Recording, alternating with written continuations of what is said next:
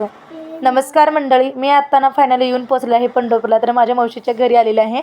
तर येताना काही शूट करायचं झालं नाही, कारण ना मोबाईल स्विच ऑफ झाला होता. त्यामुळे ना मी येताना काही जास्तीचं शूट केलं नव्हतं. आणि इथे बघा आल्यानंतर ना तिथे ना छान असा ना दारी मंडप आणि ते ना छान असं पोस्टर वगैरे लावलं होतं. आणि दारात अशी ना सुंदर अशी रांगोळी पण काढली होती. आणि सुंदर ना खूप म्हणजे खूप सुंदर अशी रांगोळी काढली होती. आणि शौर्य बघितलं आल्यानंतर ना त्याचा खेळ चालू होता. आणि इथे ना सर्व बांगड्या वगैरे भरण्याचा कार्यक्रम पण चालू होता. इथे ना आमच्या मावशी आणि मामी वगैरे त्यांच्या गप्पा टप्पा रंगल्या होत्या. मीही आल्यानंतर जेवण वगैरे केलं. आणि तेवढ्यात ना श्रीषा आलती.